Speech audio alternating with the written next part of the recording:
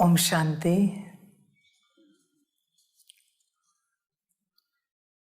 मुरली का सार है मीठे बच्चे, तुम्हें अभी ज्ञान का तीसरा नेत्र मिला है। तुम जानते हो हर 5000 वर्ष बाद भोलानाथ बाप द्वारा हम यह ज्ञान सुनकर मनुष्य से देवता बनते हैं। मीठे बच्चे, तुम्हें अभी ज्ञान का तीसरा नेत्र मिला है। बच्चे चेक करना, यह तीसरा नेत्र जिन्हें मिला है वह आत्मिक स्थिति में होंगे। उन्हें पता है वो कौन है। ऐसे नहीं कि तुम बहुत सालों से ज्ञान में चल रहे हो, इसका अर्थ है तुम्हें तीसरा नेत्र मिला है। नहीं बच्चे, तुम अगर आत्मिक स्थिति में हो, आज ज्ञान में आए और कल आत्मिक स्थिति में आ गए, तो तुम्हें तीसरा नेत्र मिल गया। तीसरा नेत्र क्या करता है? स्वयं की, बाप की और ड्रामा की पहचान देता है, समय की पहचान देता है। तो बच्चे तुम चेक करो, क्या तुम्हें पहचान मिली है? अगर मिली है तो तुम्हारे पास तीसरा नेत्र है, वरना नहीं है। तुम जानते हो हर 5000 वर्ष बाद भोलानाथ बाप द्वारा हम यह ज्ञान सुनकर मनुष्य से देवता बनते हैं। बच्चे, यह ज्ञान सुनकर ही तुम मनुष्य से देवता बनोगे। बनोगे, हाँ, बने नहीं हो। पहले ज्ञान सुनना पड़ेगा। ज्ञान सुनोगे तो धारणा होगी, और अगर मनुष्य से देवता बनने का संकल्प दृढ़ है तो तुम बनोगे। मैं जबरदस्ती किसी पत्थर की मूर्ति नहीं बनाता। जो पत्थर अपने आप को मूर्ति बनाना चाहता है, अपनी मूर्ति बनवाना चाहता है, मैं उसी की बनाता हूं। समझ की बात है। अभी ये नहीं होता। पुराने जमाने में सेंसिबल मूर्तिकार होते थे, उनके पास एक दिव्य शक्ति होती थी। दिव्य शक्ति से वो पत्थर को छूते थे, छूकर वो देखते थे, सेंस करते थे कि वह पत्थर मूर्ति बनने के लिए कितना तैयार है, और उसी पत्थर की वो मूर्ति बनाते थे। अभी यह नहीं रहा है, अभी तो व्यापार हो गया है। यही खेल है। बाप जो कर रहा है वही हो रहा है। बाप भी हर बच्चे को सेंस करता है कि कौन सा बच्चा ब्रह्मा बाप समान बनने के लिए तैयार है। कहेंगे तो सभी, हाथ तो सभी उठाएंगे कि हम ब्रह्मा बाप समान बनेंगे या बनने के लिए तैयार हैं, पर करने के लिए कोई तैयार नहीं है। त्याग कौन करेगा? त्याग करके तपस्या कौन करेगा? हाथ उठाने से कुछ नहीं होता, ध्यान देना। ऐसे भी पत्थर होते थे, लहरी पत्थर, जो कुछ घड़ी के लिए कहते थे कि हम मूर्ति बनने के लिए तैयार है, पर अगली घड़ी उन्हें सेंस करो तो कहते थे हमारी तैयारी नहीं है। ऐसे भी पत्थर। यहां पत्थर का अर्थ है तुम्हारी भाषा में क्रिस्टल, आज की भाषा में है तो पत्थर ही ना। तो मूर्तिकार उसे सेंस करके देखता था कौन सा पत्थर 1000 साल के लिए मूर्ति बनने के लिए तैयार है, और उसकी मूर्ति बना देता था। बच्चे, यहां भी ऐसे चल रहा है। बाप भी तुम बच्चों में से कुछ को सेंस करता है, देखता है कौन सा बच्चा पूर्णता बाप समान बनने के लिए तैयार है, मेरे जैसा बनने के लिए तैयार है। समझ है मैं क्या कर रहा हूं, गॉड गॉडेसेस बना रहा हूं, समझ है। पर कौन तैयार है, उस तैयारी के ऊपर निर्भर है। इसलिए बाबा कहते इतनी बड़ी प्राप्ति है और तुम अगर बाकी बातों में फंसे हो तो तुम्हारी मूर्ति नहीं बन पाएगी बच्चे। मूर्ति बनने के लिए पत्थर को अपनी खान त्यागनी पड़ती है। जिन खानियों से वो निकलता है ना, उस खान को त्यागना पड़ता है। फिर उसको गाड़ी में लाद कर डालकर किसी और स्थान पर लेके जाते हैं और वहां उसका आकार स्वरूप आ जाता है। मूर्ति खान में नहीं बनती, खानियों में नहीं बनती। मूर्ति मूर्तिकार के घर में बनती है, स्थान में बनती है, उसके कारखाने में बनती है, घर में नहीं बनती। ध्यान में रखना बच्चे। बाप भी वही कह रहा है और कर रहा है। बाप देखता है कौन से पत्थर मेरे पास पहुंचे जिनकी मैं मूर्तियां बनाऊं। इन मंदिरों में जितने भी मंदिर है, मूर्ति ही ना हो तो कोई उपयोग है मंदिर का? सोने का भी मंदिर क्यों ना हो, अगर मूर्ति ही नहीं है, भले पत्थर की सही पर मूर्ति ही नहीं है तो मंदिर का कोई उपयोग है क्या? बाप भी तो वही बोल रहा है। इतने बड़े संसार में संसार बदलने वाले बच्चे ही ना हो, बाप समान मूर्तियां ही ना बने तो क्या उपयोग है इस परिवर्तन का? मूर्तियों से मंदिर है और मंदिर से गांव शहर राज्य देश है। भक्ति की बात है। वैसे ही बच्चों से दुनिया है। बच्चों की मूर्ति नहीं बनी, दुनिया कहां से चलेगी? बाप वो काम कर रहा है मूर्ति बनाने की, मूर्ति बनवा रहा है बाप। समझ की बात है। तो बच्चे, मनुष्य से देवता बनना है, ऐसे बनोगे। वो भूभू करती है ना भ्रमरी, ऐसे नहीं होता। मक्खी को 2 मिनट भूभू किया, मक्खी कहे मैं जरा बाहर जाके आती हूं, वापिस आधे 1 घंटे के बाद मक्खी आई, वापिस भूभू किया। ऐसे भ्रमरी नहीं बनेगी। भ्रमरी को मक्खी को कैद करना पड़ता है और मक्खी को कैद होना पड़ता है। इस बात को ध्यान में रखना, ये आज तक आपको भी पता नहीं होगा। भ्रमरी हिंसा नहीं करती कभी। उसी मक्खी को अपने घर के अंदर लेके जाती है जो मक्खी भ्रमरी बनने के लिए राजी है। किसी को भी उठा के नहीं लेके जाती। हाँ, उस प्रोसेस में कोई मक्खियां मर जाती है और कोई निकलती है। 10 में से 2-4, 10-20, 100 में से 10-20 निकल जाते हैं, बनते तैयार होते, बाकी मर जाते हैं। वही बात है बाबा कहते हैं। बाप कंटिन्यूअस ज्ञान दे रहा है,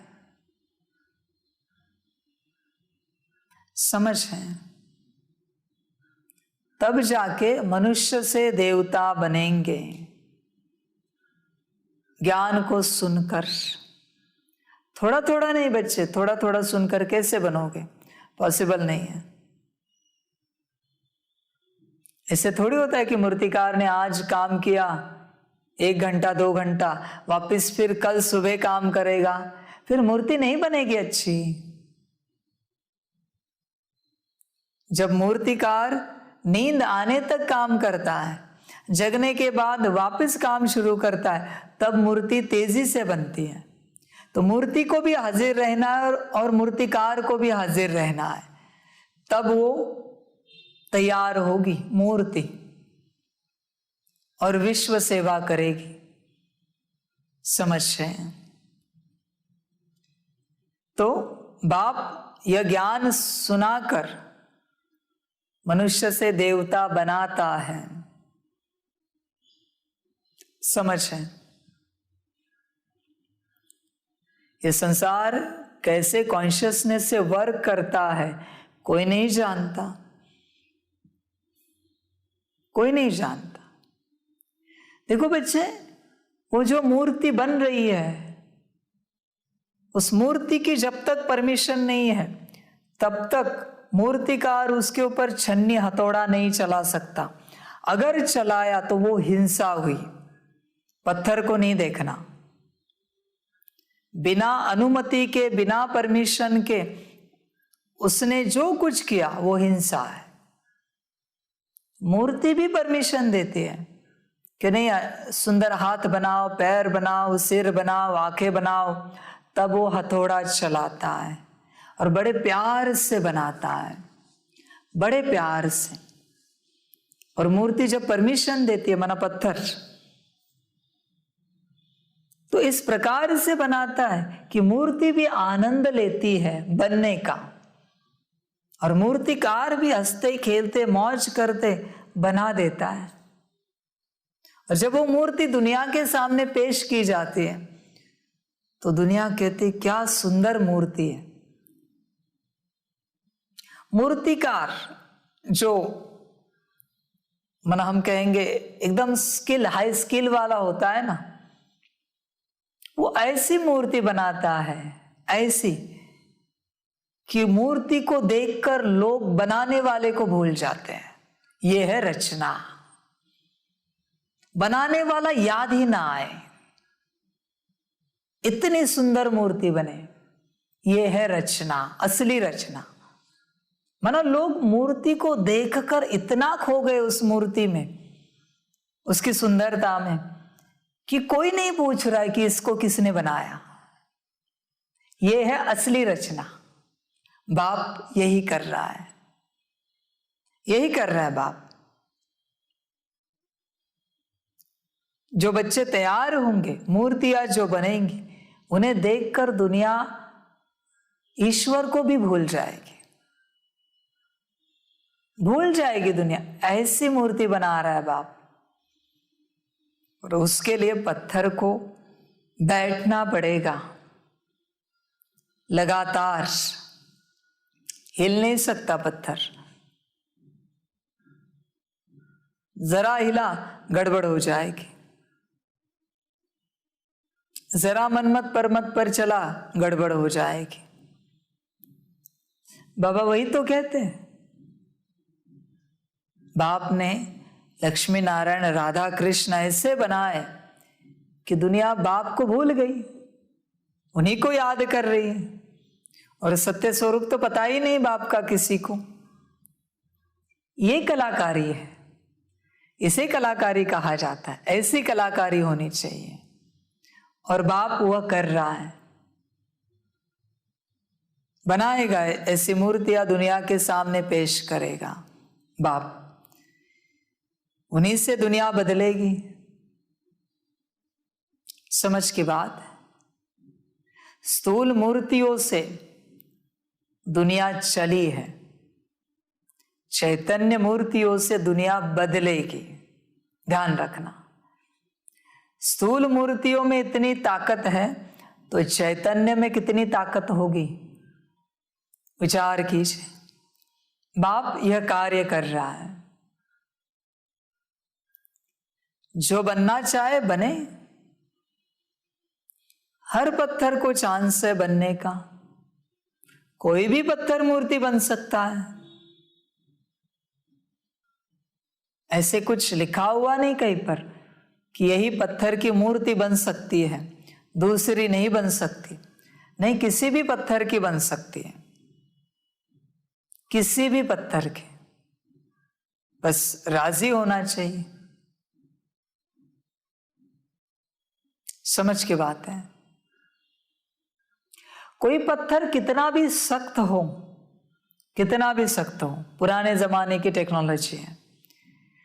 कोई पत्थर कितना भी सख्त हो, माना उस पर छन्नी चलाए तो चल नहीं पा रही, या फिर टुकड़ा निकल रहा है तो बहुत बड़ा निकल रहा है, तो भी मैं उसकी मूर्ति बनाऊंगा। कैसे? मैं दूसरे पत्थर का चूरा लाऊंगा और उस पत्थर से उसको मैं आकार दूंगा। पर जैसे बना के ही रहूंगा, पर पत्थर तैयार होना चाहिए।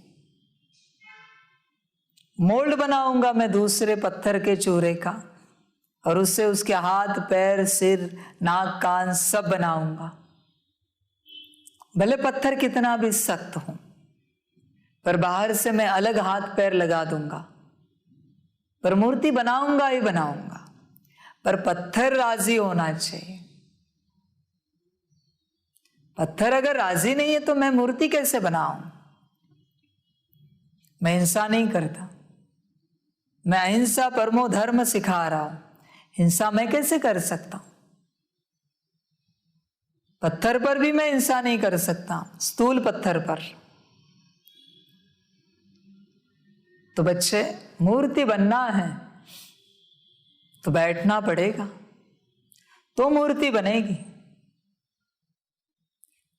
त्याग करना पड़ेगा, तपस्या करनी पड़ेगी, अपना जन्म स्थान छोड़ना पड़ेगा, मोह हटाना पड़ेगा और नए स्थान पर सेवा के लिए जाने के लिए तैयार रहना पड़ेगा। मूर्ति बनाकर कुछ कारखाने में नहीं रखते, मंदिर में भेज देते हैं, वहां सेवा होती है। समझ के बात। अभी ये भी मजे वाली बात है, मूर्ति आई कहां से, बनाई किसने और गई कहां, और उसके साथ चल कौन रहे हैं? ऐसे है ये ड्रामा, ऐसे है। तो बच्चे देखो, विचार करो, तुम मूर्ति बनने के लिए कितना राजी होंगे तो मूर्ति बनेगी तुम्हारी। पर मूर्ति बनने के लिए वापस वही बात, मूर्ति के जो सगे संबंधी होते हैं, दूसरे पत्थर, वो रिश्ते नाते छोड़कर मूर्तिकार के पास जाना पड़ता है मूर्ति बनने के लिए, सबको छोड़कर। आज तक कभी देखा आपने कि मूर्तिकार किसी खान में बैठकर, एक कुछ खानियों में बैठकर वो मूर्ति बना रहा है? कभी नहीं होता, कभी नहीं होता। समझ की बात है बच्चे, एक गहन बात है, हर किसी के बुद्धि में नहीं बैठ सकती, मुश्किल बैठती है, संसारी बुद्धि में नहीं बैठ पाएगी, वैरागी बुद्धि में ये बात बैठेगी। इसलिए भक्ति, ज्ञान और वैराग्य ऐसे सीक्वेंस है शास्त्रों में। ज्ञान लेकर अगर तुम्हें वैराग्य नहीं आया तो तुम अटके हो। वैराग्य सबसे इंपॉर्टेंट कड़ी है, क्योंकि वैराग्य के बाद सामर्थ्य माना बल वो आता है, शक्ति आती है। वैराग्य के बिना शक्ति को प्राप्त नहीं कर सकते बच्चे।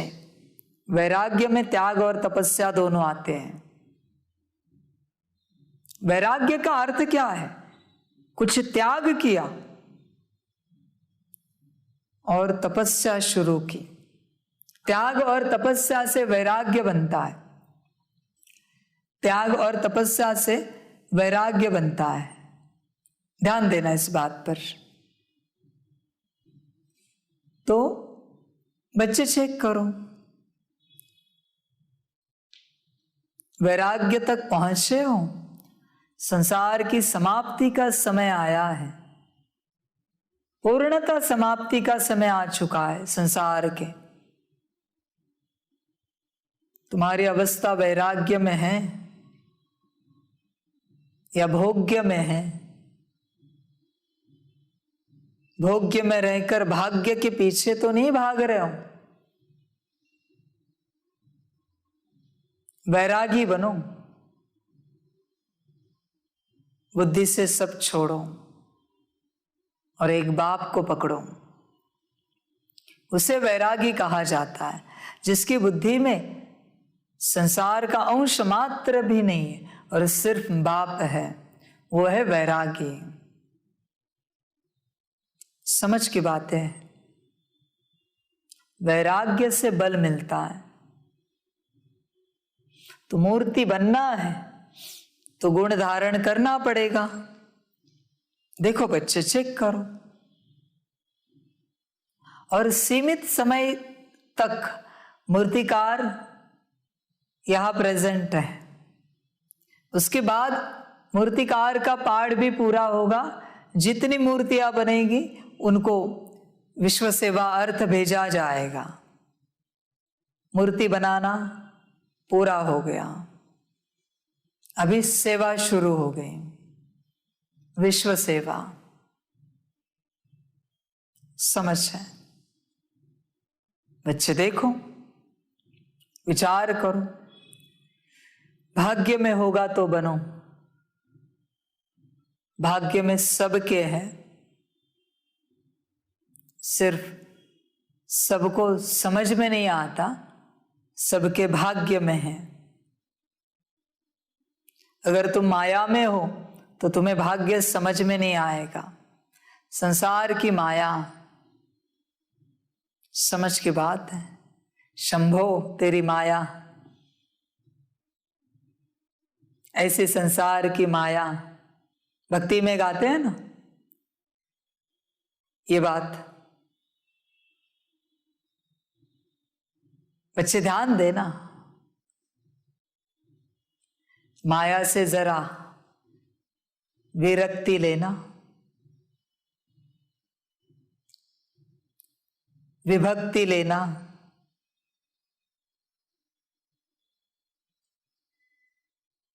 बाप को भी बड़ी हंसी आती है। मैं भी देखना चाहता हूं तुम्हें कि इतनी घनघोर कड़ी माया जो है, इस घोर माया में तुम मुझे कितना पकड़ पाते हो। ये माया परीक्षा के लिए, द्वापर युग में नहीं है, ये कलयुग के आदि में भी नहीं, अंत में भी है। अंत में है जब माया है, सारी बढ़ी हुई माया है, अंत में है। अभी मैं देखना चाहता हूं ऐसे अंत की माया में तुम मुझे कितना याद करते हो। यही परीक्षा है। समझ की बात है। इसी परीक्षा में जो पास होंगे वही मुझ तक पहुंचेंगे।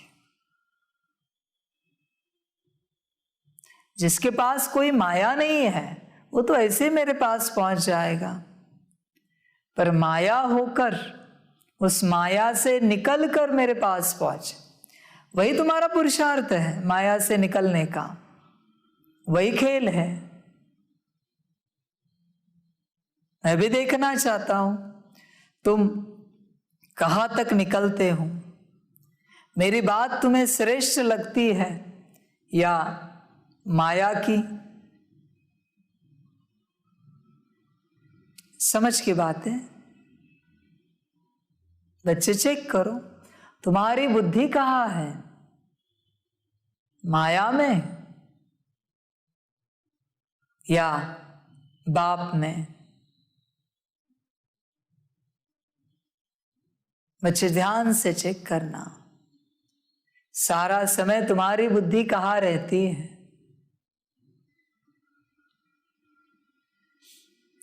इन्हीं में से कोटों में कोई और कोई में भी कोई निकलेंगे जिनकी बुद्धि मेरे पास से है, जिनकी बुद्धि बाप में अटकी है। कोई निकलेंगे ऐसे, समझ की बात है। सभी नहीं समझते।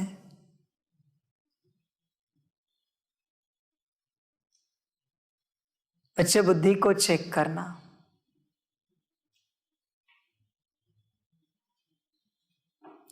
ये जो यज्ञ सेवा है ना, ये भी मेरी ही माया है। उसमें मैं देखना चाहता हूं कि तुम सेवा में अटके हो या बाप में। इसलिए बाप ने टाइटल दिया ना, वायरस है, सेवा वायरस है। तुम्हारी बुद्धि बाप में है या माया में है? बाप छोड़कर सब माया है। ज्ञान भी माया है, ध्यान में रखना। ज्ञान भी माया है और ध्यान भी माया है। सिर्फ बाप की याद, बाप इससे बाहर है। सब कुछ माया है।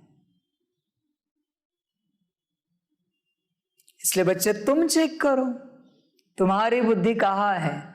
बाप में है या ज्ञान ध्यान में है? बहुत लोग ध्यान करते हैं, क्यों पता है? क्योंकि उन्हें ध्यान में बड़ा अच्छा लगता है। माना बुद्धि बाप में नहीं है, बुद्धि अच्छाई में है। ध्यान में अच्छा लगता है इसलिए ध्यान करते हैं, परमात्मा को याद नहीं कर रहे। माया है, सब कुछ माया है।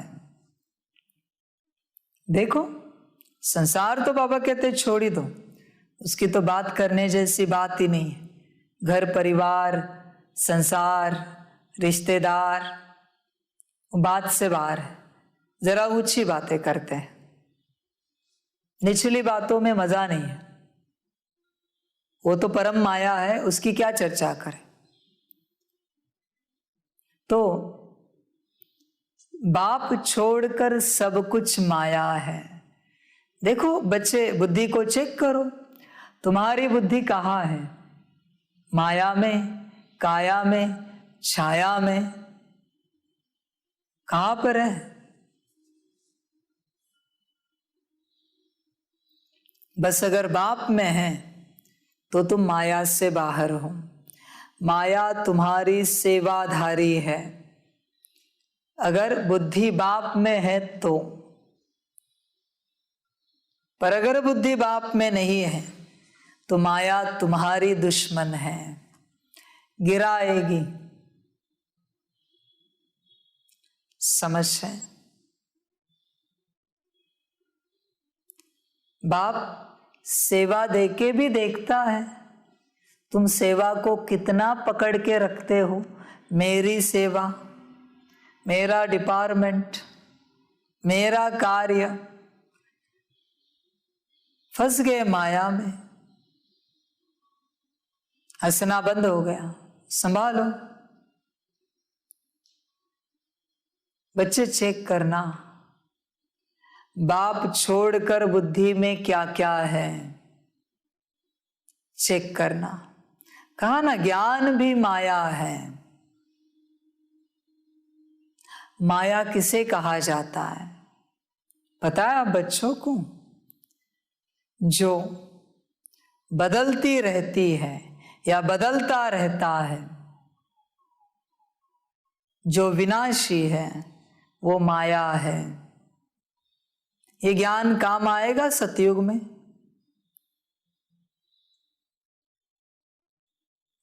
कौन काम आएगा? कौन है जो कभी बदलता ही नहीं? वो हो तुम और बाप। बाकी सभी बदलता रहता है। ज्ञान लो अभी के लिए, एकदम पक्का लो, एक्सपर्ट हो जाओ इस क्षेत्र में। पकड़ के बाप को रखो। ज्ञान कितना भी सुनो तुम, दिन रात सुनो, करना तो योग ही है ना। करना तो बाप को याद ही है ना। या ज्ञान से उन्नति होगी तुम्हारी बिना याद के? हो सकती है तो बताओ। समझ की बात है। इसलिए बच्चे अपनी बुद्धि को चेक करना, बुद्धि माया में है या बाप में है। तो मनुष्य से देवता बनना है तो बुद्धि को बाप में लगाओ, माया से बाहर निकलो। समझ है। असली मजा तो तभी है ना जब कुछ थ्रिलिंग हो। ये माया भी आई है, बाप भी आया है, बच्चे भी हाजिर है, अभी मजा है। देखते हैं कौन करता है ये खेल, कौन जीतता है, देखते हैं। समझ की बात है। देखो बच्चे, समझदार बनो और अपनी भविष्य बनाओ, प्रारब्ध बनाओ। प्रश्न है, ज्ञान की धारणा न होने का मुख्य कारण क्या है? उत्तर है, क्या उत्तर है? बुद्धि भटकती है, एक के साथ पूरा योग नहीं है। वही बात माया की। देही अभिमानी नहीं बने हैं, इसलिए धारणा नहीं होती है। बाबा कहते बच्चे फैमिलियरिटी में नहीं आओ, एक दो के नाम रूप को मत याद करो, एक बाप दूसरा न कोई, यह पाठ पक्का कर लो। दूसरों के पिछाड़ी न पड़ो, बाप से राय लेते रहो, इससे तुम दुख से लिबरेट हो जाएंगे, धारणा भी अच्छी होगी। बच्चे बुद्धि भटकती है, एक के साथ पूरा योग नहीं है, धारणा कैसे होगी? धारणा होने के लिए समझ में तो आना चाहिए ज्ञान, और समझने के लिए बुद्धि को तो स्थिर करना चाहिए। समझ की बात है। इस रूप से देखा जाए तो योग पहली सब्जेक्ट होगी। योग से जब तुम्हें शक्ति मिलेगी तो ज्ञान समझेगा, और ज्ञान समझ में आएगा तो तुम धारणा कर पाओगे, तो फिर सेवा होगी। समझ की बात है। बच्चे देही अभिमानी नहीं बने हैं, जिसको धारणा करनी वो जगह पर ही नहीं है, जिसको श्रृंगार करना है वो जगह पर ही नहीं हो तो श्रृंगार किसको करेंगे? श्रृंगार तो आत्मा का है ना। तो क्या तुम सोल कॉन्शियसनेस में हो? अगर नहीं हो तो श्रृंगार कैसे होगा बच्चे? धारणा कैसे होगी? आत्मा अभिमानी अवस्था नहीं है और धारणा करने की बात कर रहे हो तुम, कैसे होगी? नहीं हो सकती। समझ की बात है। बच्चे एक दो के नाम रूप में फंस जाते हैं। एक दो मना सिर्फ व्यक्ति की बात नहीं है, वस्तु भी इसमें आती है, पदार्थ भी इसमें आता है, आपकी चीजें, आपके स्थान, सब कुछ इसमें आ जाता है एक दो में। सिर्फ व्यक्ति की बात नहीं कहना। बहुत बच्चे हैं कहते हैं हम तो किसी में फंसे नहीं हैं। कपड़े का क्या? तुम्हारा बैच कोई और लगाए और तुम्हें कोई और बैच दे, चलेगा? तुम्हारे जूते कोई और पहने, चलेगा? तुम्हारा फोन कोई और इस्तेमाल करे, चलेगा? बच्चे ये सभी भी एक दो में आता है। ध्यान देना, बहुत चीजें हैं जो एक दो में आती है। इसकी एक फैमिली बनी है, परिवार बना है। हर व्यक्ति का अपना पर्सनल एक परिवार होता है। हाँ, उसकी अपनी जितनी पर्सनल चीजें, वस्तुएं है ना, वो सब उसका पर्सनल परिवार है। उसके बिना उसे रहा नहीं जाता। उसको उसके ही कपड़े चाहिए, उसके ही जूते चाहिए, उसका फोन चाहिए, उसकी चद्दर बेडशीट सारी चीजें चाहिए। उसके बिना उसे रहा नहीं जाता। ओढ़ने की चीज भी उसकी अपनी चाहिए, और अपनी चीजों को कोई हाथ लगाए सहन नहीं होता। फैमिली बना के रखी है, ये मेरा, ये मेरा, ये मेरा, अभी मरा। समझ की बात है, परिवार बना के रखा है। कहते हम किसी के भी नाम रूप में नहीं फंसे। वस्तुओं का क्या, उसको उसी के बेडरूम में सोना है। कभी कहा हॉल में सो जाओ, नहीं सोएंगे। उसको उसके हिसाब से ही चाहिए। ये फैमिली बनाई है, शैतानियत की फैमिली। मुबारक हो। और तो और कोई हाथ लगाए देखे तो भी पसंद नहीं है। उसकी थाली में कोई भोजन करे पसंद नहीं उसे, उसका चम्मच कोई इस्तेमाल करे पसंद नहीं है। बच्चे तुम सिर्फ स्थूल मत देखो, सूक्ष्म बहुत है। ये हुई पर्सनल, बाहरी व्यक्तियों को छोड़कर उसकी फैमिली। फिर अंदर एक फैमिली है, उसको चाय ऐसी ही लगती है, भोजन वैसे ही लगता है, फिक्स है बिलीफ सिस्टम, ऐसे ही चाहिए।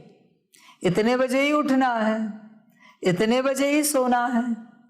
ये मेरी मान्यता जो है ना तुम्हारी मन बुद्धि संस्कार में, ये सब तुम्हारी फैमिली है, तुम्हारे साथ ही चलती है। बच्चे तुम कहाँ भी जाओ, तुम्हारे साथ ही ये परिवार चलता रहता है। या तुम हिल स्टेशन पे जाओ या हिमालय पे जाओ, जब तक ये परिवार नहीं छोड़ते ना बिलीफ सिस्टम का, तब तक तुम सुख नहीं भोग पाओगे। या किसी समंदर में जाओ घूमने के लिए, फैमिली को तो लेके ही जाते हो। तुम दूसरों से तंग नहीं हो रहे हो, तुम अपनी अंदर की फैमिली से ही तंग हो रहे हो। ये तुम्हारी समस्या है, ध्यान देना। समझ की बात है, समझदार ही समझते। बाहर तो फैमिली कट कर दी तुमने, अभी तुम्हारे चीजों वस्तुओं का क्या। और वो भी हुआ तो फिर तुम्हारी बिलीफ सिस्टम का क्या, वो बताओ। है कोई उत्तर? बच्चे बहुत परिवार बना के रखे हैं, तुम फंसे हुए हो इन सब में। ध्यान देना, तुम्हारी जो अपनी मान्यता है वो जब तक नहीं छूटती और तुम बाबा के ज्ञान को जब तक धारण नहीं करते, नहीं अपनाते, तब तक तुम बाबा के परिवार के नहीं बनोगे। तुम अपनी मान्यताओं के साथ बाबा के परिवार का हिस्सा बनना चाहते हो, नहीं बन सकते तुम। ज्यादा से ज्यादा स्थूल रूप में, शरीर के रूप में तुम एंटर हो जाओगे समर्पण करके, पर अंदर का क्या, समझ की बात है। इसलिए समझ कर चलो। देखो बच्चे, चेक करो अपने परिवार को, कितना सूक्ष्म परिवार है तुम्हारा।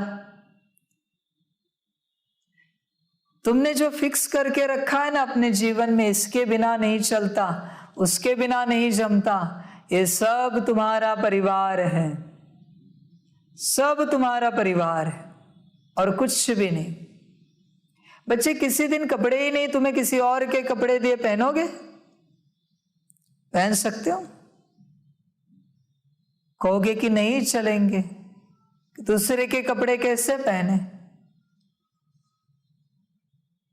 बुद्धि अटकी हुई है ना अपनी वस्तुओं में, अपनी चीजों में।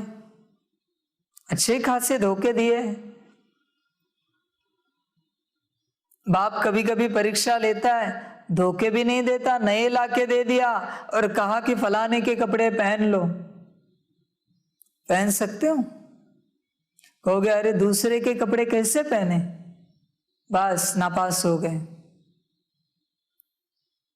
बाप कभी ऐसी बात आने नहीं देगा कि दूसरे के कपड़े पहने, पर बाप बिलीफ सिस्टम को तुम्हें चेक करवा रहा है। चेक करो अपनी बुद्धि को, कहाँ कहाँ तुम्हारी बुद्धि फंसी है, वो सब तुम्हारी फैमिली है। जब तक तुम सारी फैमिलीज को नहीं छोड़ते, तब तक तुम ईश्वरीय परिवार का हिस्सा नहीं बन पाओगे। ध्यान में रखना, स्थूल, सेमी और सूक्ष्म सबको छोड़ना पड़ेगा, तब ही तुम ईश्वरीय परिवार का हिस्सा बनोगे, वरना नहीं बन पाओगे। लाख कोशिश करो, तुम उसी बुद्धि से यज्ञ में आओगे। कचरे वाली समझ की बात है, समझदार ही समझते हैं। बच्चे चेक करना अपनी बातों को, तुम्हारी बुद्धि कहाँ है, कितना बड़ा परिवार बना के रखा है। बच्चे तुमने बनाया है, किसी और ने नहीं बनाया है, तुम ही जिम्मेवार हो। जिसने स्थापना की है उसी को विनाश करना पड़ता है। ध्यान में रखना इस सीक्वेंस को, तुमने ही तुम्हारे अंदर स्थापनाएं की है, अभी तुम ही विनाश करो। ध्यान दो, मर्जी तुम्हारी। एक दो के नाम रूप को मत याद करो, एक बाप दूसरा न कोई, यह पाठ पक्का कर लो। दूसरों के पिछाड़ी न पड़ो, बाप से राय लेते रहो, इससे तुम दुख से लिबरेट हो जाएंगे, धारणा भी अच्छी होगी। बच्चे देखो, विचार करो और दुख से लिबरेट करो अपने आप को। जो अपने आप को दुख से लिबरेट कर सकता है वही दूसरों को कर सकता है, पर जो खुद दुखी है वो दूसरों को क्या सुख देगा। समझ है, समझ की बात है। बच्चे चेक करो, तुम मुक्त हुए हो क्या? तुम अगर मुक्त हुए हो तो तुम दूसरों को कर पाओगे। गीत है भोलेनाथ से निराला। ओम शांति। भोलानाथ है देने वाला। भोलानाथ शिव बाबा को तो कहते ही है। भोलानाथ होकर गया है और बरोबर बिगड़ी बनाकर गया है। आदि मध्य अंत का राज बताकर गया है, इसलिए भगत गाते हैं। तुम बच्चे जानते हो, जिस भोलानाथ का गायन है, जो बिगड़ी को बनाने वाला है, वह हमारे सम्मुख बैठा है। भगत भगवान को याद करते हैं, उनकी महिमा गाते हैं और बाप अपना पार्ट बजा रहे हैं। बाप ने ही आकर अपना परिचय दिया है बच्चों को। बच्चों की बुद्धि में बैठा है कि बाबा जो समझाते हैं वह बरोबर कल्प कल्प समझाते हैं। कल्प कल्प आकर पतित दुनिया को पावन दुनिया बनाते हैं, अभी बना रहे हैं। बच्चे, बाप कल्प कल्प आकर समझा रहा है, पर तुम कब समझोगे?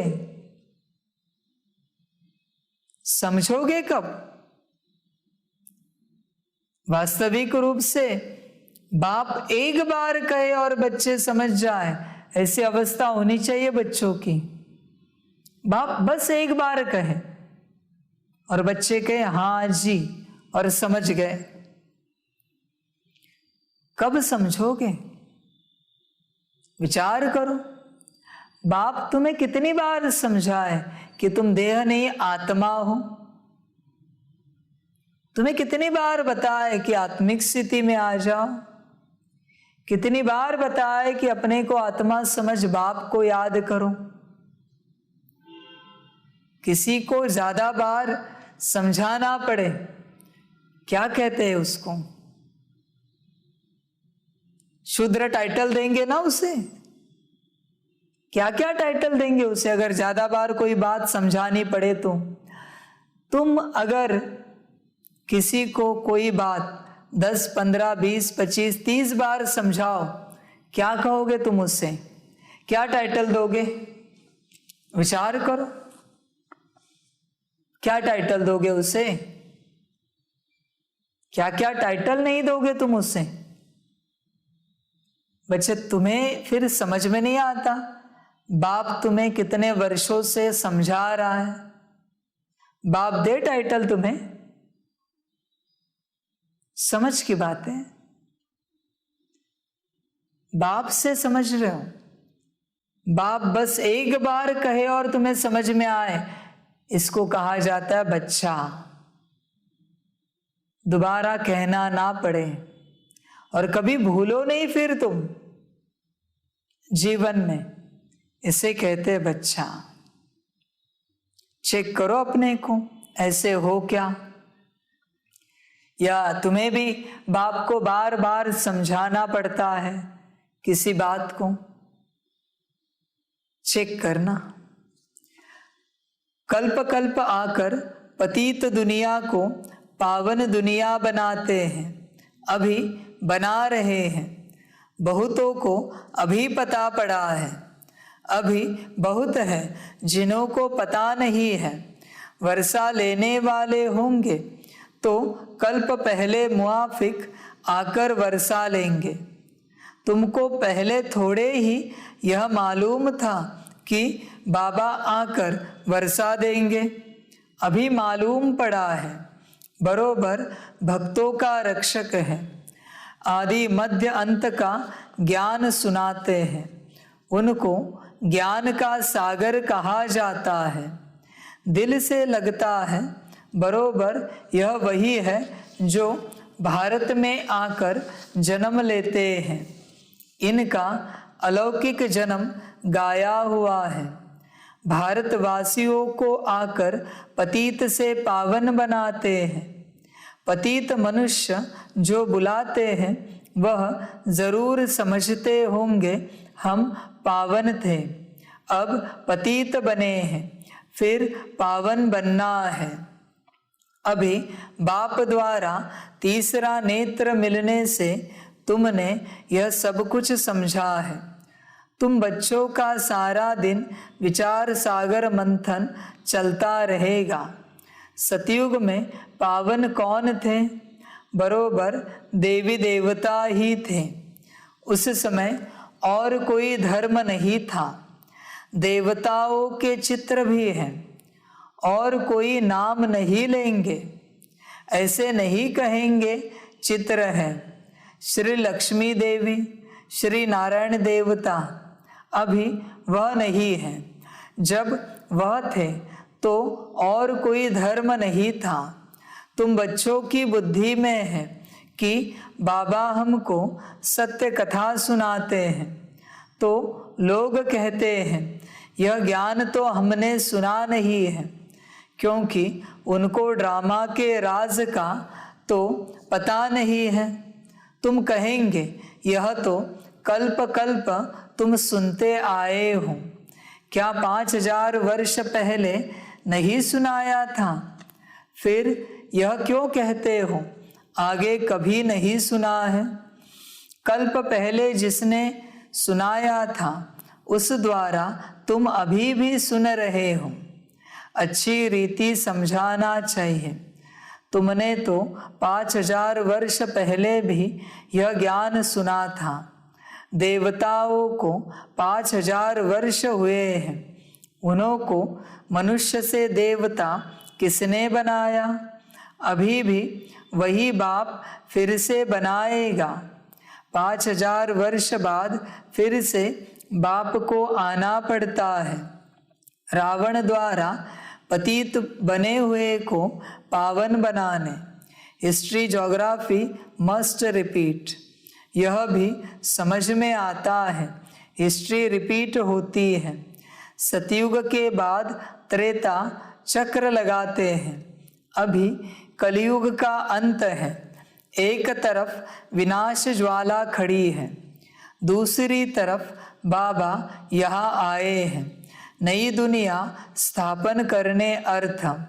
यह वही महाभारत लड़ाई है। समझते हैं इससे विनाश हो जाएगा मनुष्यों की दुनिया का। यह सबको समझ में आता है। पुरानी दुनिया का विनाश देखने में आता है। यह महाभारत लड़ाई 5000 वर्ष पहले भी लगी थी। कोई लाखों वर्ष की बात नहीं है। यह भारत ही स्वर्ग था। इन देवताओं का राज्य था। यह सतयुग के मालिक थे। चित्रों पर भी अच्छी रीति समझाना पड़ता है। इसलिए ही यह लक्ष्मी नारायण आदि के चित्र बनाए हैं। यूं लक्ष्मी नारायण के चित्र तो भारत में ढेर हैं, फिर हम बनाते हैं क्यों? हम अर्थ सहित बनाते हैं। इनमें पूरा ज्ञान है। मनुष्य तो मूंझे हुए हैं, इसलिए समझाया जाता है सतयुग में इन्हों का राज्य था। बहुत थोड़े मनुष्य थे जो होकर गए हैं, वही फिर पुनर्जन्म ले पावन से पतित बनेंगे। यह दुनिया ही तमो प्रधान है, फिर पावन बनना है। समझानी तो बहुत सहज है। बाप कहते हैं मैं तुमको 5000 वर्ष पहले की कहानी सुनाता हूँ। Long long ago. बच्चे, बाप 5000 वर्ष पहले की कहानी सुनाता है, लेकिन तुम्हें कहानी में कितना मजा आता है, कितना इंटरेस्ट लेते हो, चेक करो।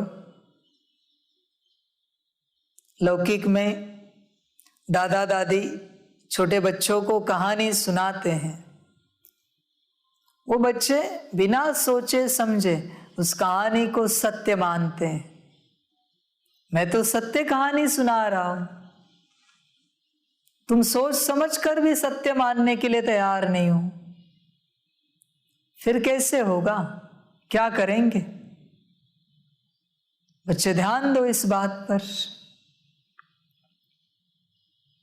बाप पर निश्चय कितना है, समझ है? बच्चे चेक करो, बाप पर निश्चय कितना है।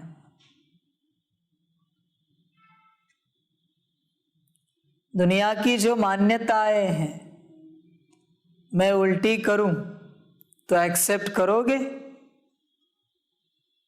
कर सकते हो? निश्चय की परीक्षा है। या फिर दुनिया की मान्यताएं तुम मेरे सामने रखोगे, बाबा पर ये तो हमने ऐसे सुना था। किसने सुनाया तुम्हें? उसे किसने सुनाया? कहां से आया यह सब? है कोई ज्ञान? चेक करो। बाप सत्य कहानी बताता है और बच्चे विश्वास नहीं करते, अपनी मान्यताओं के अनुसार ही चलते हैं। बच्चे अपनी बात के अनुसार ही चलते हैं। समझ की बात है।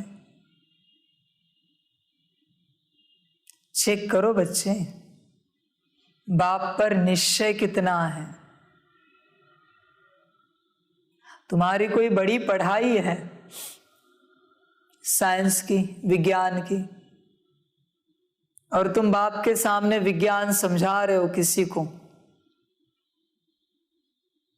और बाप कहे ये ऐसे नहीं होता, ये ऐसे है, एक्सेप्ट करोगे या बाप को सिखाओगे? चेक करना। निश्चय की बात है।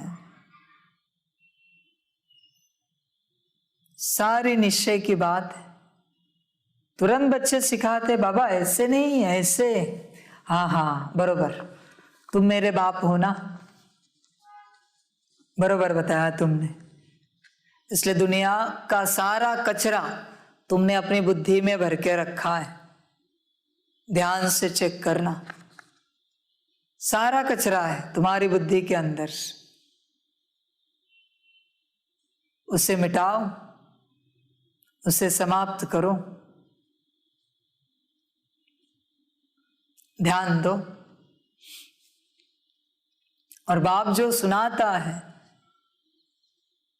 देखो बाप जो सुनाता है वो सब नया है,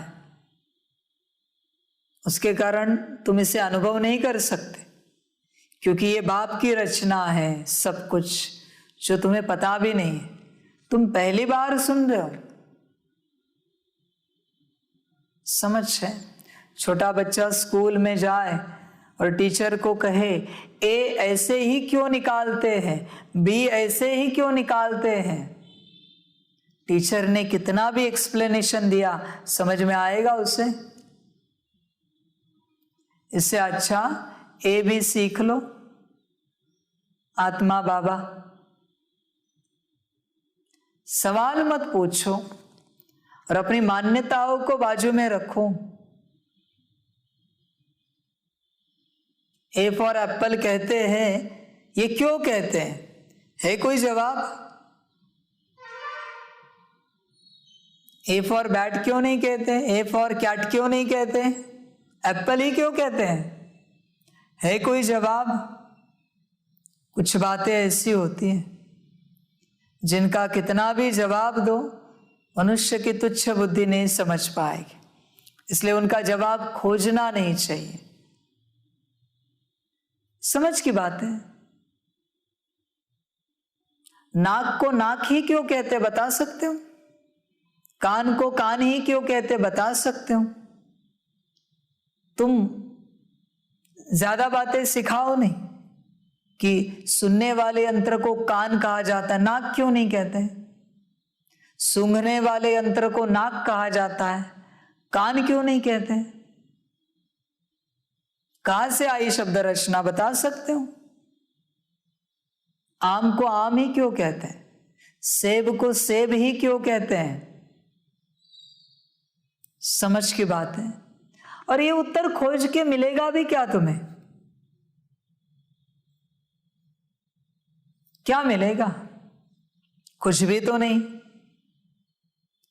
तो बच्चे चेक करो, बाप जो सुनाता है उस बात पर, उन बातों पर और बाप पर कितना निश्चय है, चेक करना।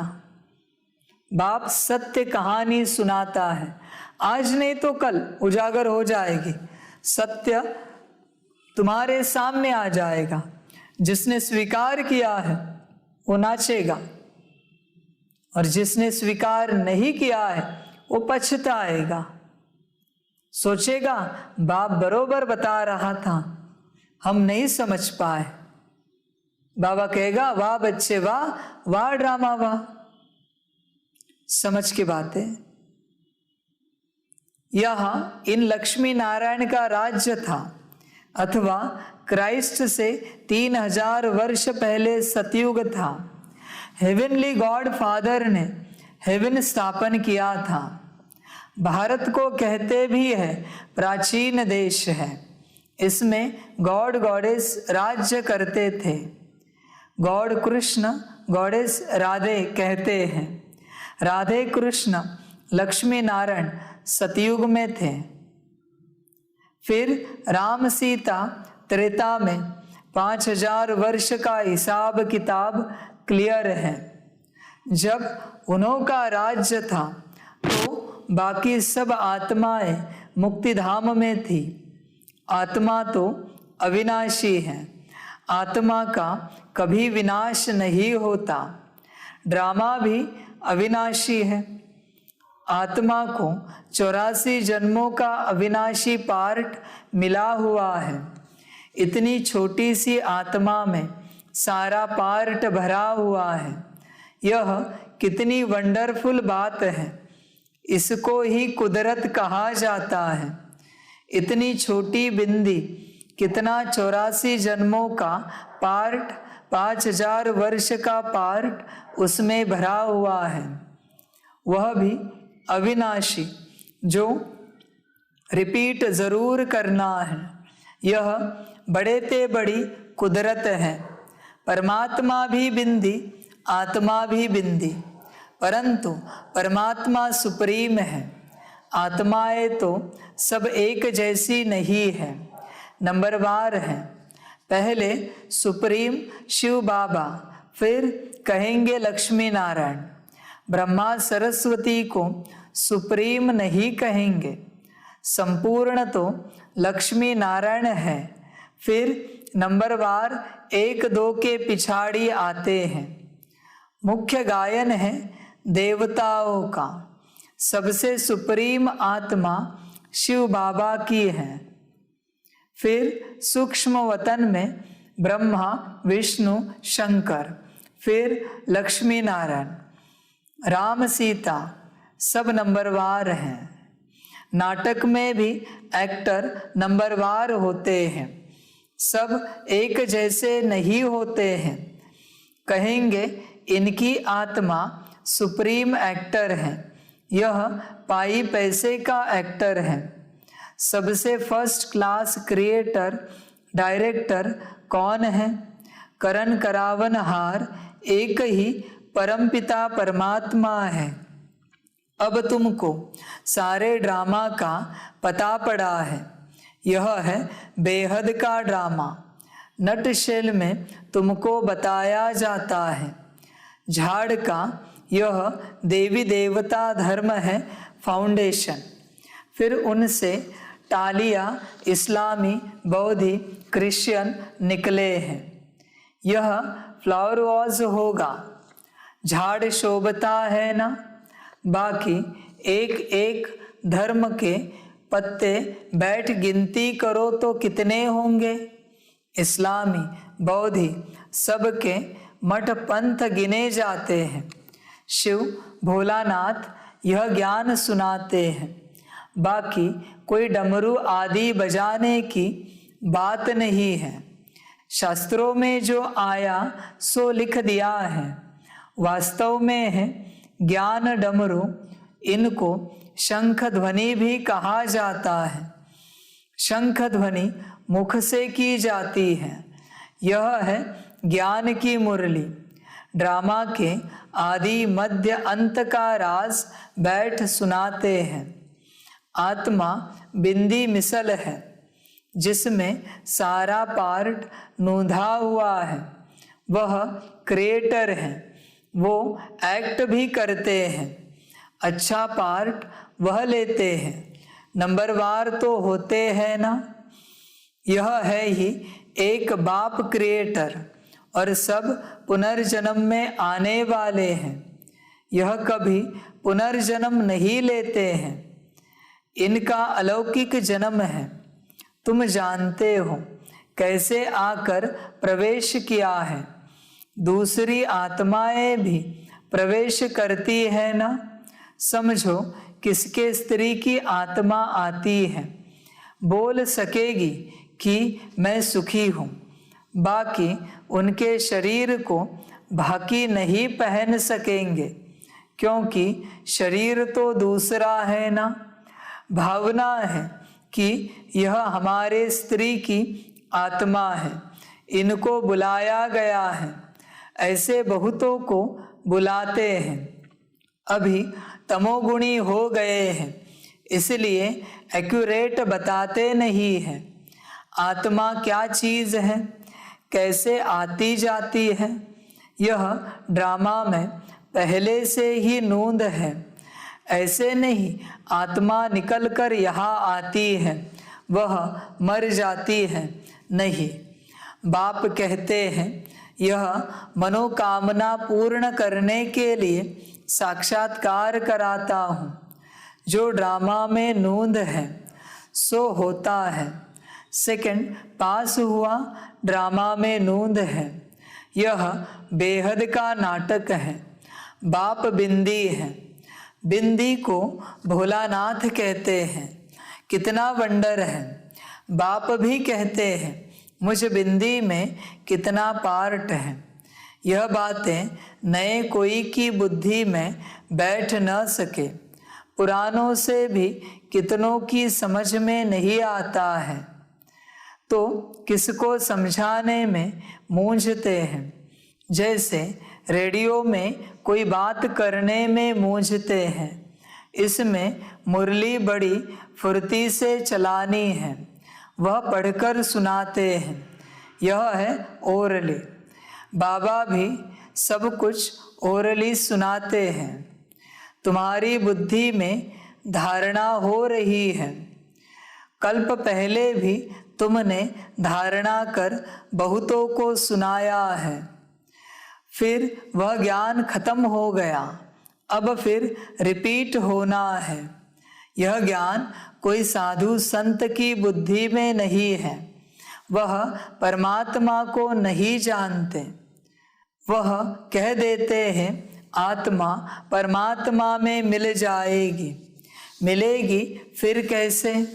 अभी तुम्हारी आत्मा जानती है कि हमारा बाप आया है, हमको नॉलेज दे रहा है, फिर हम बाबा के साथ घर जाएंगे।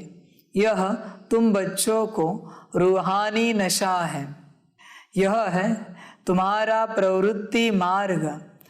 बहुत तुमको कहते हैं कि तुम तो कुमार अथवा कुमारी हो, तुमको विकारों का अनुभव ही नहीं। हम तो विकारी गृहस्थ में रहने वाले हैं, तुम हमको यह ज्ञान कैसे दे सकते हो? हम है युगल, हमको बैचलर कैसे समझा सकेगा? हमको तो युगल समझाए जो अनुभवी हो, विकार में गया हुआ हो, वही हमको समझा सकते हैं कि हमने ऐसे जीत पाई है। ऐसे ऐसे बाबा के पास पत्र आते हैं। बात तो ठीक है, अब ऐसे अनुभवी से पत्र लिखाना चाहिए जिसने भले शादी की हो परंतु पवित्र हो। कोई को बाल बच्चे थे फिर पवित्र बने हैं, ऐसे ऐसे हमको समझाए। ज्ञान तो बहुत अच्छा है परंतु कोई तीखा समझाने वाला नहीं है तो मैं मूंझ जाता हूँ। बहुत बातें सामने आती हैं तो अनुभवी समझाने वाला हूँ। अब पत्रों द्वारा तो किसको इतना समझा नहीं सकते, सम्मुख आकर मिले तो बाबा भी समझाए। ऐसे ऐसे बहुत युगल है जो अपना अनुभव सुना सकते हैं कि हम ऐसे प्रवृत्ति में रह श्रीमत का पूरा पूरा पालन कर रहे हैं, खान पान की भी पूरी परहेज रखते हैं। कोई समझाने वाला ठीक नहीं है तो मूंझ पड़ते हैं। सर्विस के लिए बुद्धि चलनी चाहिए, देही अभिमानी भी बनना है। कोई भी फैमिलियरिटी में नहीं आना चाहिए। मेहनत लगती है, माया घड़ी घड़ी फंसा लेती है। कर्मातीत अवस्था अभी हो नहीं सकती। बहुत एक दो के नाम रूप में फंस पड़ते हैं, फिर बाबा को लिखते भी नहीं कि बाबा यह तूफान आते हैं, सच नहीं बताते हैं। बाबा को लिखे तो बाबा युक्ति भी बताए। कोई कोई सच लिखते हैं, शिव बाबा तो सब कुछ जानते हैं, समझाते हैं। अगर ऐसी कोई चलन चली तो धर्मराज द्वारा बहुत दंड भोगना पड़ेगा। सारा दिन ख्यालात चलते रहते हैं, सेंटर पर आते हैं, कहते हैं फलानी बहुत अच्छा समझाती है, परंतु अंदर शैतानी भरी पड़ी होगी। यहाँ तो एक के साथ योग चाहिए, बाप के सिवाय दूसरा न कोई। क्यों दूसरे के पीछे पड़े, धारणा नहीं होती है तो जरूर कहाँ बुद्धि भटकती है। फिर राय भी नहीं पूछते हैं, डरते हैं। बाप कहते हैं मामेकम याद करो, इस याद से ही तुम्हारे विकर्म विनाश होंगे, दुख से तुम लिबरेट हो जाएंगे। मुक्ति तो सब मांगते हैं, मुक्त होते हैं दुख से, फिर सुख में आएंगे। जीवन मुक्ति सबके लिए है, परंतु पहले मुक्ति में जाकर फिर जीवन मुक्ति में आना है। अच्छा, मीठे मीठे सिकिलधे बच्चों प्रति माता पिता बाप दादा का याद प्यार और गुड मॉर्निंग। रूहानी बाप की रूहानी बच्चों को नमस्ते। रूहानी बच्चों की रूहानी माता पिता बाप दादा को पदम गुना पदम की भी पदम पदम पदम गुना याद प्यार गुड मॉर्निंग और नमस्ते नमस्ते नमस्ते। अच्छा, ओम शांति। धारणा के लिए मुख्य सार है, 1 नंबर, बाप समान शंख की ध्वनि करनी है, सिर्फ पढ़ करके नहीं सुनाना है, धारणा करके फिर समझाना है। 2 नंबर, खान पान की बहुत परहेज रखनी है, श्रीमत का पालन कर प्रवृत्ति में रहते हुए कैसे पवित्र रहते हैं यह अनुभव दूसरों को सुनाना है। वरदान है, साधन व सल्वेशन के प्रभाव में आने के बजाय प्रकृति को दासी बनाने वाले विजयी भव। कभी भी योगी पुरुष व पुरुषोत्तम आत्माएं प्रकृति के प्रभाव में नहीं आ सकती। आप ब्राह्मण आत्माएं पुरुषोत्तम और योगी आत्माएं हो। प्रकृति आप मालिकों की दासी है, इसलिए प्रकृति के कोई भी साधन व सल्वेशन आपको अपने प्रभाव में प्रभावित न कर ले। साधन साधना का आधार न हो, लेकिन साधना साधनों को आधार बनाए, तब कहेंगे प्रकृति जीत विजयी आत्मा। बच्चे देखो कहाँ कहाँ फंसे हो, कहाँ कहाँ अटके हो, चेक करो। समझ है बच्चों के लिए, जहां जहां तुम्हारी बुद्धि अटकी है तुम माया में फंसे हो। सारे साधन माया के ध्यान में रखना, सब में माया है। तुम साधनों को खोजने की चेष्टा करते हो, गलत प्रयास करते हो और खेल खलास हो जाता है। साधनों में नहीं अटकना है, साधना को चलाते रहना है, करते रहना है। साधन संसार है, साधना राजयोग है। ध्यान दो बच्चे, देखो चेक करो, किसके बिना तुम्हारा योग नहीं लगता वो तुम उस बात में अटके हो। लाल लाइट चाहिए, गीत चाहिए, ट्रांसलाइट चाहिए, संगीत चाहिए, लोग चाहिए, माहौल चाहिए। चेक करो, समझ की बात है। तुम कहाँ कहाँ अटके हो, वो सब माया है। ये अलग रॉयल माया है, किसी दिन चर्चा करेंगे। ड्रामा हुआ तो जैसे शुरू में कहा, सब मायाओं को छोड़ो, स्थूल, सेमी और सूक्ष्म। वैसे ये साधनों की माया से भी बाहर निकलो, ध्यान दो। साधनों के पीछे भागोगे, साधना कभी नहीं होगी। साधना करो, साधन अपने आप आएंगे जो आवश्यक है। व्यवस्था के पीछे नहीं भागो,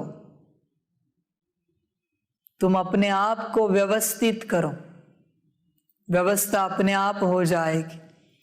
बच्चे व्यवस्था के पीछे भागते हैं, मायावी बुद्धि है।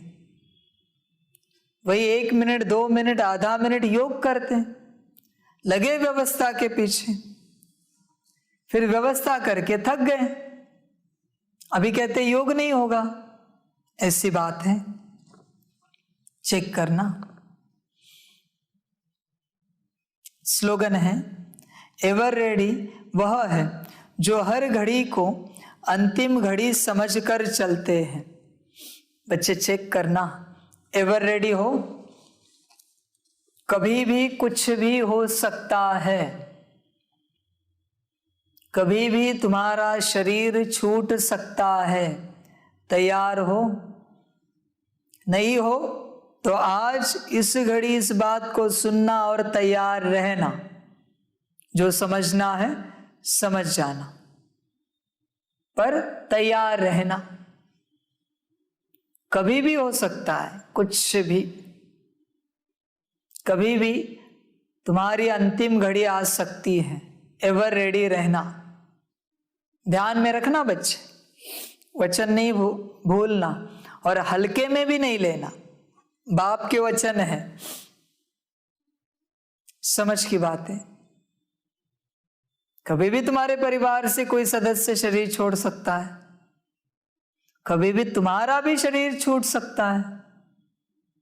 एवर रेडी रहना हर बात के लिए। कभी भी तुम्हारा घर बार सब जा सकता है, नौकरी धंधा छूट सकता है। देह ही छूटी तो बचा क्या? शून्य, आत्मा, सितारा। एवर रेडी रहना हर बात में। परिवर्तन ही संसार का नियम है, ये कभी बदलता नहीं। यह नियम, यह बात कभी रुकती नहीं परिवर्तन की। यही संसार का नियम है। कल कहीं और थे, आज कहीं और हो, कल कहीं और रहेंगे। परिवर्तन होता रहेगा। कल कहीं और पाठ बजाया, आज कहीं और पाठ बजा रहे हो, कल कहीं और बजाओगे। ध्यान देना, एवर रेडी रहना।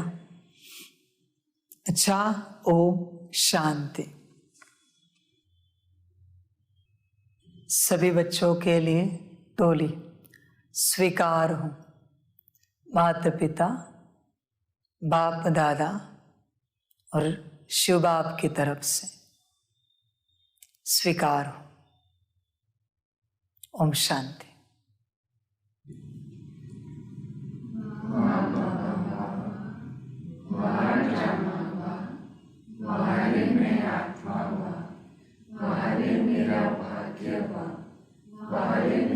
ईश्वरीय परिवार वा, वाले में स्वराज्य अधिकारी आत्मा वा।